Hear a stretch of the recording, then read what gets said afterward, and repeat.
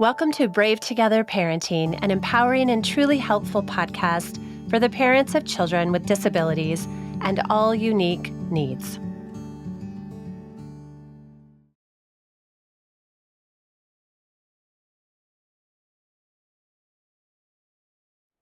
I think shame drives us in ways that we don't need to be driven. I think it puts us on a hamster wheel of doing and doing and doing, and I better do more because I either feel like I should or because I better appear like I'm, working so hard for my child's health and well-being and future, whatever, right? Or milestones. I think it just is a terrible disservice to our mental, physical, emotional health, for sure.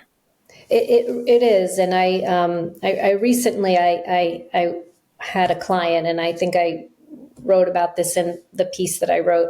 When I was meeting with her, she was so down on herself of everything she was doing wrong, or she perceived as doing wrong. And a lot of that perception comes from the lack of progress, or that her child isn't where she thought he or she would be, or where the system thought he or she should be, and then beating herself over what she didn't do and what she should have done or what she should be doing. And what I asked her to do in that moment was, well, tell me what your day is like.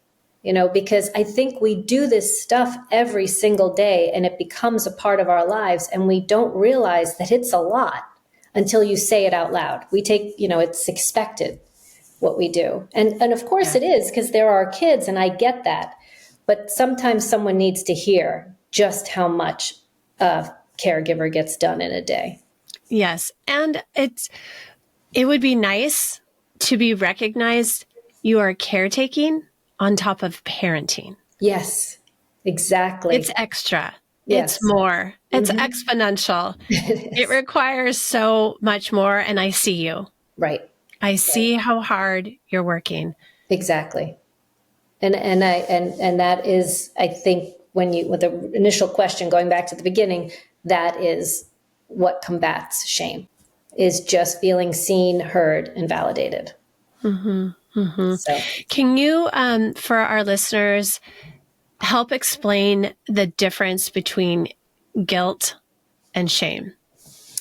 Yes. So I think I wrote in my piece that shame is feeling, I don't have it in front of me, but feeling sort of less than, not being able to accomplish everything. And guilt is what you put on yourself, that I should be doing more. And I do see a battle between the two. Shame that I didn't do enough, and guilt that I should be doing more. And a lot of times caregivers like us don't know what else we could be doing. So then we end up stuck in this place where we don't know what else we can be doing.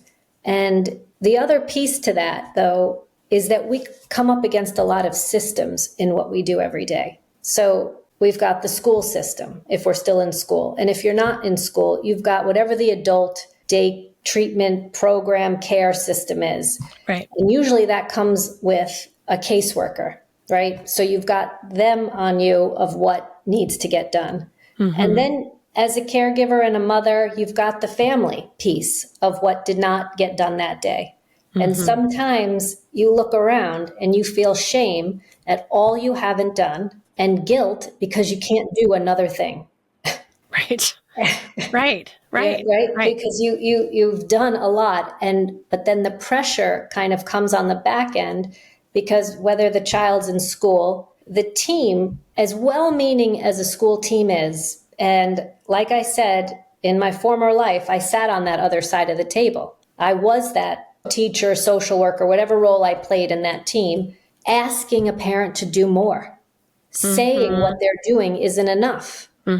Showing the lack of progress the student has made. And I was a piece of that shaming or giving guilt without even knowing it. And if the adult is in the adult system, you get the same sort of pressure, but at an adult level, right? That they can't show up. He didn't show up well to his job today. He isn't ready for X, Y, and Z.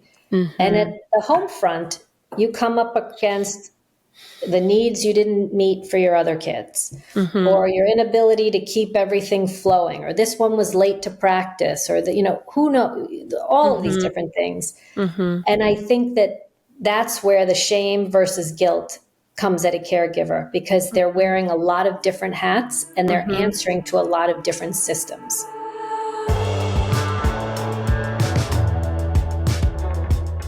Thanks so much for listening today. Do us a favor and leave us a review and a rating so that this podcast can get into the ears and the hearts of more and more moms. Did you know that Brave Together Parenting Podcast is an extension of our nonprofit organization, We Are Brave Together? We Are Brave Together serves an international community of caregiving moms, offering support groups that are virtual and in-person, educational resources, and low-cost weekend retreats. And we have published our first anthology of caregiving stories entitled Becoming Brave Together, Heroic, Extraordinary Caregiving Stories from Mothers Hidden in Plain Sight. It will encourage and validate every parent caregiver. To join us today, go to wearebravetogether.org. Our support and sisterhood awaits you.